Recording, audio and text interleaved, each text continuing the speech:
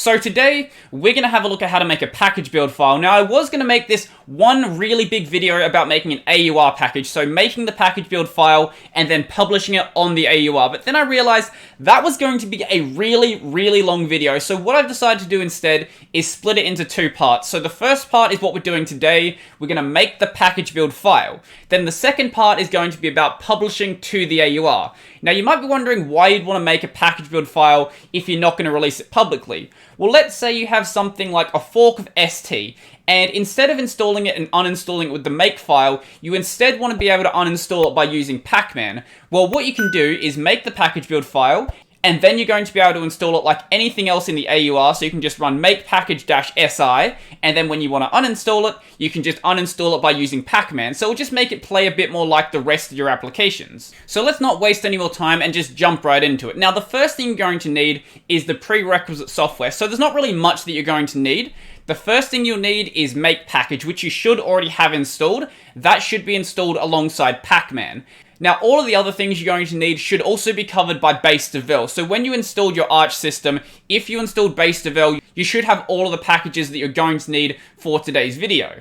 If you didn't install base devel when you installed your Arch system, I guess we can go and do that now, but it installs like any other sort of package, even though it's not actually a package itself, it's a group of packages. The process is exactly the same. So sudo pacman-s base-devel, and then it will give you a list of packages that you might want to install. Just let it go ahead and install everything, so just press enter here, and then just go ahead with the installation. As you can see, I've already got all of them installed, so it's just going to try to reinstall them and update them, and give it a second to run, and there we go. Now we have everything installed that we're going to need. Now, the easiest way to actually go and make a package build file is to start from a template. So what we're going to do is cd into /user/share/pacman, and then in here, as we'll see, there's a couple of different files in here. So we have packagebuild-split.proto, packagebuild-vcs.proto, packagebuild.proto, and proto.install. So what you're going to need is one of these files here,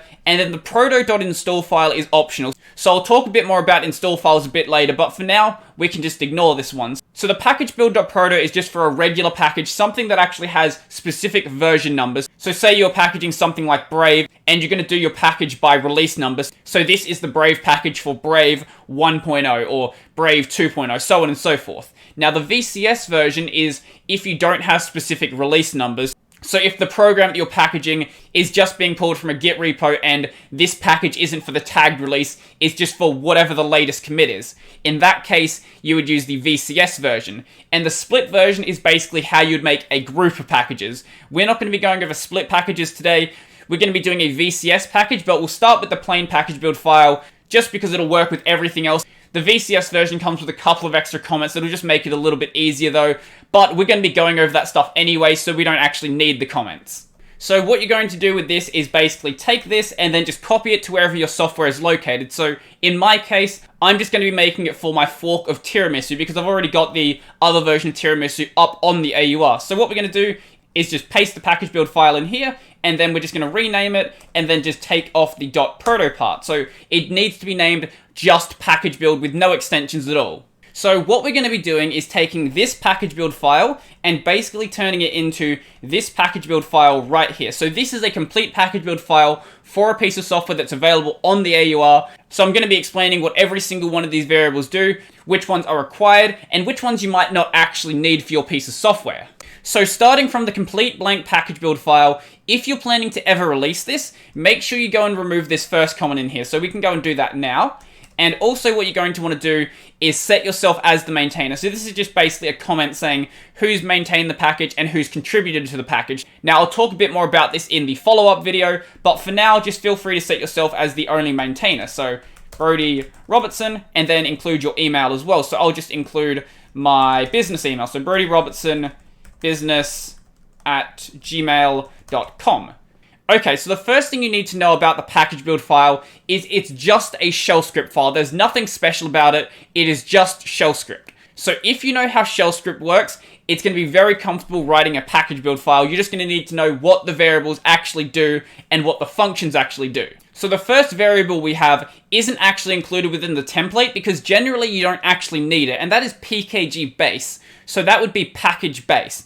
Now, what this variable does is basically assigns the name of the package, and you're going to use it if you're going to have a split package. So, for example, you have something like base devel. So base devel is different from the name of the packages that are included within base devel. So in this case, the package base would be base devel, and the package name would be the list of all of the packages contained within it. So sed, awk, make, so on and so forth. But generally, you can just leave out package base. If you're just packaging one application, just use the package name instead. So speaking of the package name, this is either a single string or an array of strings. If you're just packaging one application, what you're going to do is just set it to a single string. So in this case, it's going to be the name of the application, which is tiramisu. Now, I'll talk a bit more about naming conventions in the second video, but for now, feel free to name it the same thing as your application name. Now, if you're going to be doing a split package, what you're going to do instead is make this an array. So say you're going to be packaging tiramisu, and then, I don't know, something else, and then something else. So this is how you do the package name if your package contains multiple applications. But as I said, we're just going to be packaging up one application today, so we don't need this array. We can just have this single string here. So the next one we have is the package version. Now, this isn't really the version of the package, it's the version of the application. So in this case, there's a couple of different ways we can do this. So if you're doing binary releases that have a fixed version number, so say you're, as I said before, you're releasing something like Brave, and your package is Brave version 1 or Brave version 2, what you'd put in here is whatever the version number is, so 1.1.2 or something like that. Now, if the upstream source code has timestamp dates on it, what you could do is have the version number be an ISO 8601. But if you're just pulling directly from a Git repo that doesn't have tagged releases, there's a couple of different ways we can do the version number, and I'll talk about that a bit more when we get up to some of the functions in the package build. So this is how tiramisu is going to be set up. So what we're going to do here is I'm just going to leave this as 1 for now, and then we'll come back to it a bit later. Now, package rel is actually the version number of the package. So whenever you make modifications to the package build file, so I don't know, you add dependencies or things like this, then you would go and update the package rel. So this being the first version of the package, this is just going to be set to 1. And then when you go and increment it, do this as just an integer. So when you go and update this package build, set it to 2, and then set it to 3, then set it to 4. Don't do like 1.1.3 or something like that. It needs to be just an integer. Now, the epoch is one that you can typically avoid. So what the epoch does is basically forces the package to be seen as new. Now, the reason why you want to do this is, let's say the version numbering for the application changes, and this breaks the comparison logic, so say a newer version of the application gets seen as being an older version of the application. What you would do then is use epoch to force it to be seen as newer. So like with the package rel, if you want something to be seen as newer, what you would do is just increment this by 1 every time it needs to be newer. So at the start, it would be set to 1, then 2, then 3, then 4. But because this is a new package, we don't need epoch because there's nothing else to compare it to. So the next one we have is a package description. So for this, it's basically just describing what the application actually is. Now, there is a couple of rules when doing this. One is it should be less than 80 characters long, for the same reason why the 80 character rule exists for programming languages, and also it shouldn't be self-referential. So if you're doing a package description for something like Vim, you can't call it a Vim-like text editor. That isn't really allowed as part of the description. But what you could do is something like the description for tiramisu, which is desktop notifications the Unix way. Now, this description was basically just taken directly from the GitHub page, just that little short description that describes what the repo actually is. Generally, that's really going to be all you need for the package description. Now, what Arch means is architecture. So this means the system architectures supported by the package. So with this, generally, you can just include x86_64, because officially, that's the only thing that Arch actually supports. But there are other versions of Arch, like Arch Linux 32 and Arch Linux ARMS. So if your package supports those as well, then they can be included in this array. Now, if you want to see what the codes for those are, feel free to check out the Arch Linux wiki for those. There'll be linked to that down in the description down below. Next up, we have the URL. This is the URL of the official website of the application, and this can differ from the source code, or it can be the same. So for example, let's use our Brave example again. So the Brave URL would be www.brave.com, whereas the source code for that is actually located on GitHub. Now, if the source code and the official website are located in the same place, they can still be the same URL. So in the case of Sweets, the official website for it is going to be the GitHub page. Now the next one we have is the license. So for this one, just include whatever the license for your application is. Now it defaults to GPL, but in the case of Tiramisu, it is set to MIT. Now there's an entire series of videos I could do on licensing. For now, I'm just going to say include whatever the license for your application is. If you don't understand how licensing works, there are people who are way smarter than me who have actually done videos on those, so feel free to check those out. Now the next one we have is the groups. So for this one, it's basically the group that the package belongs to. So for example, Plasma is a group, and it contains all of the things on the Plasma desktop. So Kwin, and a bunch of other various applications like that. So in the case of Tiramisu, we can just leave this out, and generally, you can leave this out as well, but if your application is contained within a group, then you would include the groups within that list. Now the next one we have is incredibly important, and this is the dependencies array. So this is for both build and runtime dependencies. If it is just a build dependency though, we'll get back to that in just a bit. So if it's going to be included in this array, it must be one of the runtime dependencies. So you can either make the dependencies in here just very generic, or be required to be within a specific range. So for example, you can define your list like so. So what this is going to say is that this depends on foobar greater than or equal to version 1.8 and less than version 2.0. Or if you don't want to do that and you just want to have it be dependent on the software and the version of the software doesn't really matter, what you can do instead is just include the name. So if it's, say, dependent on something like Git and it doesn't really matter what the version of Git is, then you can just define the dependency like this. And the dependency list for Tiramisu looks a little something like this. So we've got glib2, glibc, zlib, libutil-linux, libfi, and I don't know how to say the last one. Now, some of these are actually a part of the base system for Linux. But the thing is, when it comes to the dependency array, it doesn't really hurt to have extras. If they're things that have to be installed on your Linux system, then including them in this array doesn't really hurt. Obviously, don't include dependencies that you don't need, but if they're dependencies that every single Linux system is going to have by default, it doesn't really hurt to include them.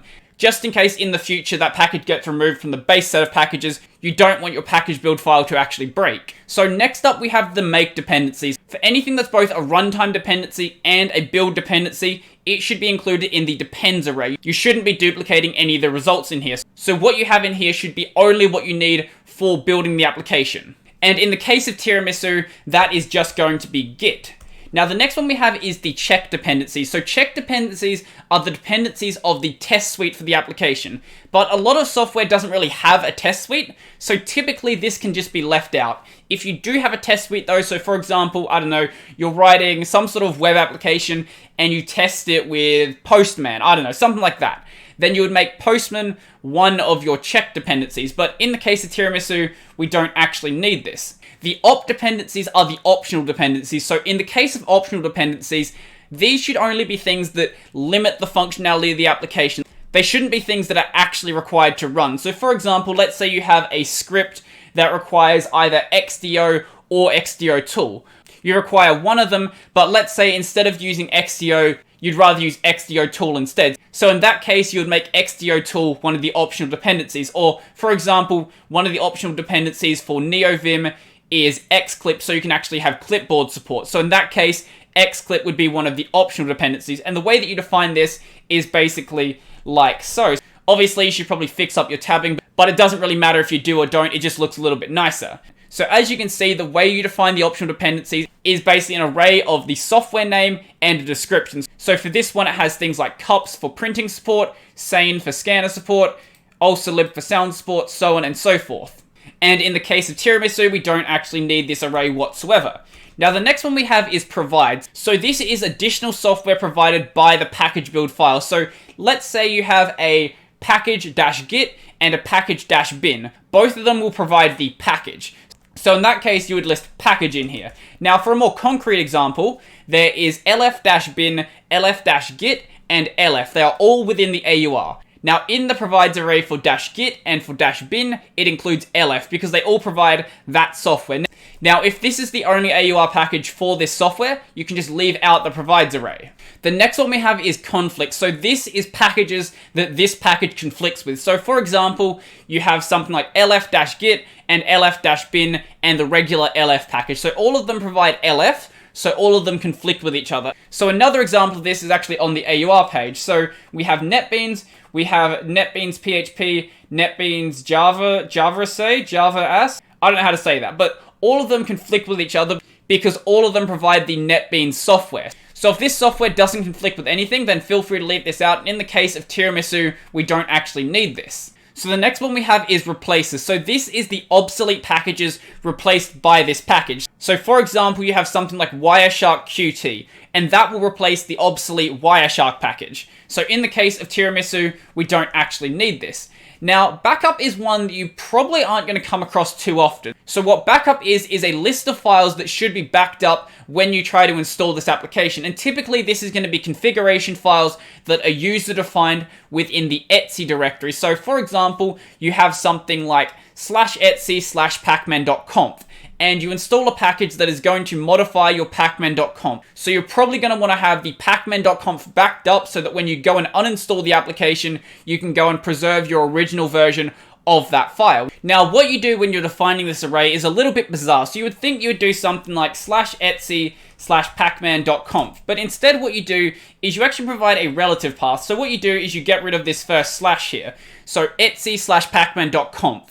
And then once you've done that, that file will be backed up when you install this package.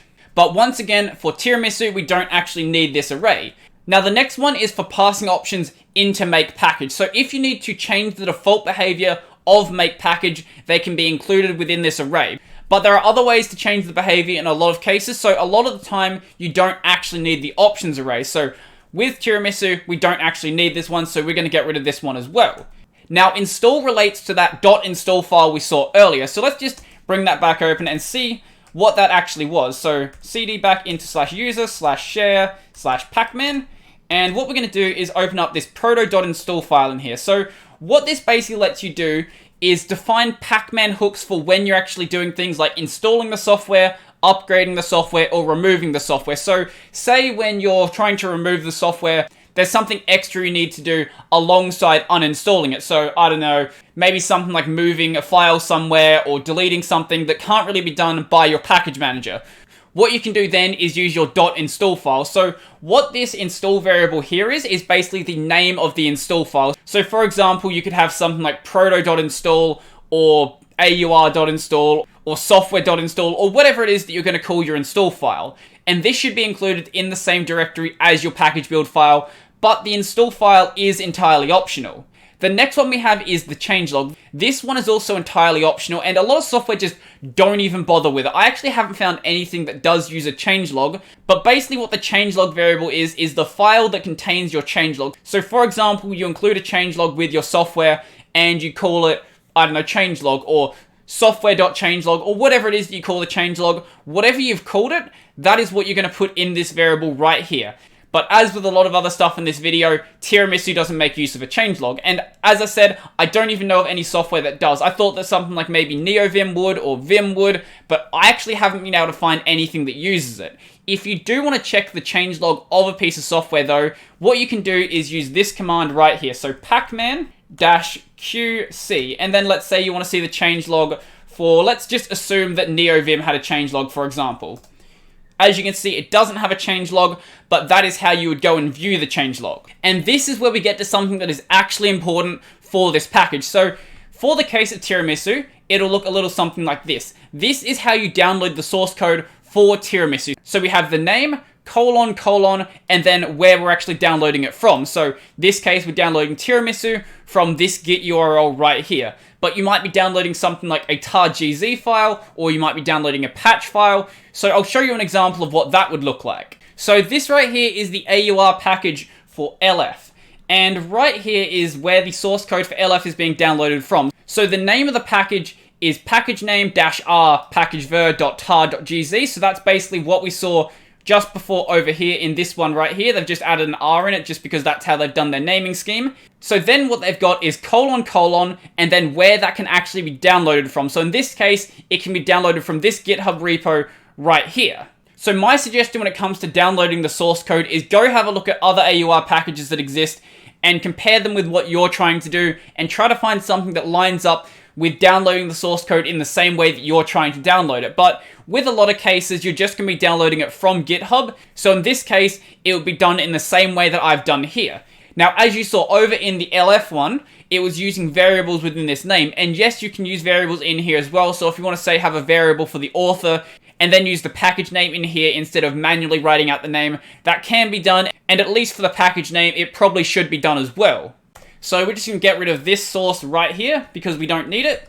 And as you can see, this is also an array, so if you want to download source code from multiple places, like let's say you have this source code right here, and then you want to download things like some PGP signatures, so anything that has the extension .sig, .sign, or .asc will automatically be recognized as a PGP signature.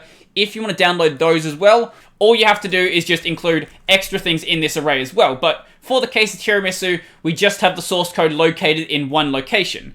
Now the next one we have is no extract. So this is files that shouldn't be extracted from the tarball that you download. Now in the case of downloading from a GitHub repo, you don't have a tarball unless you're directly downloading a tarball. If you're just cloning the repo, that isn't something you really need to worry about. But this can actually be useful from time to time. So if you're downloading, say, a RAR file, tar doesn't know how to unrar that. You're going to need to actually go and unrar that yourself.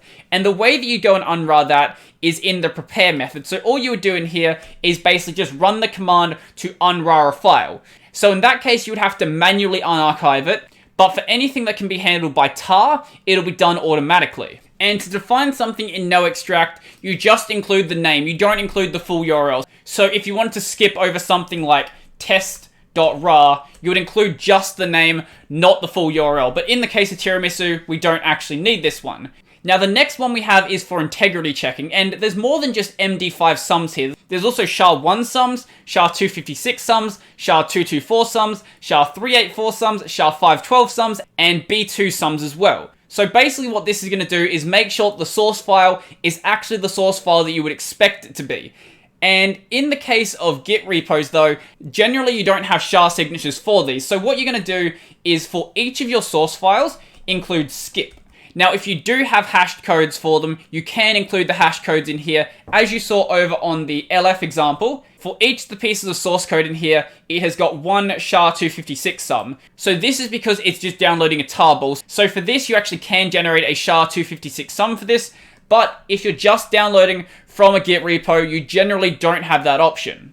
And the last variable we have, we're finally at the end of the variables, is valid PGP keys. So this is just an array of the PGP keys for the source code.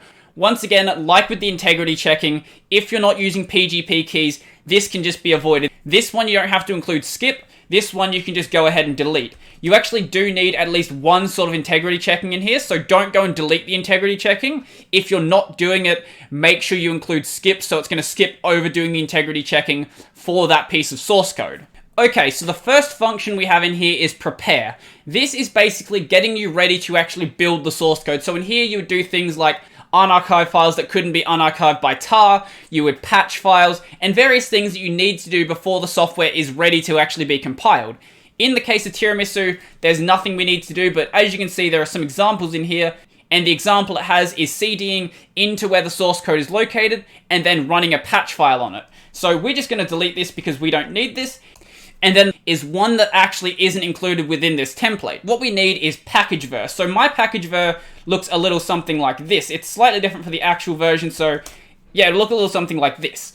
So what this is going to do is let you change the package version number before the software is actually compiled. So this right here is the reason why I have a git dependency within my make dependency list. Because what it's going to do is generate a new version number. So if we just run this, I'll show you what it's going to do.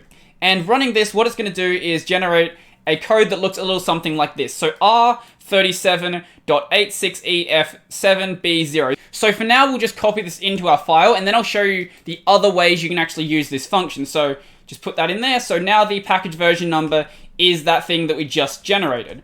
But the reason why you use package ver is because you don't want to have to manually set this every single time. So if you do have tagged releases, there is a different way you can go about doing it. So with Git, what you can do is run this function right here. So using the most recent annotated tag reachable from the last commit, you would use this package ver. If you're using the most recent unannotated tag reachable from the last commit, you would use this one.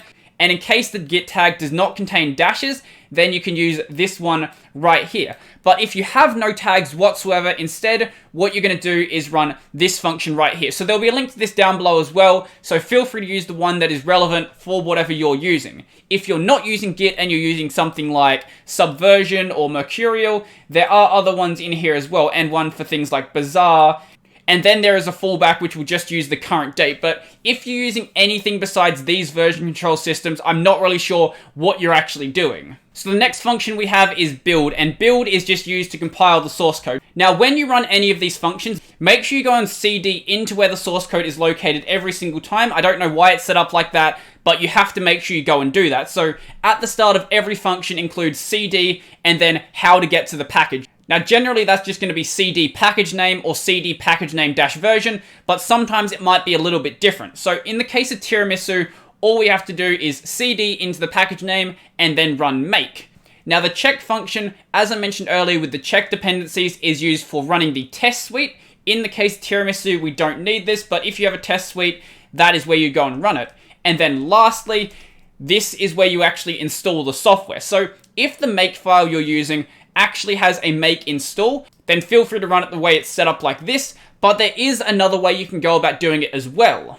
And that is by using a program by the name of install. Now, install is something that is going to be installed by default in your system. Basically, what install does is lets you copy something to a location and then change its permissions. So in this case, we're copying the tiramisu binary into /user/bin/tiramisu, and then we're changing the name of it, and then we're changing the permissions to 755, and then we're copying the readme into /user/share/doc/ the name of the package, and in this case, we're setting the permissions to 644. So for this, I would recommend going and looking at what other packages are doing, and then going and looking at what the numbered permissions on a Linux system actually mean. But if you don't care about thinking, for a binary, do 755, and then for all of the documentation, just do 644.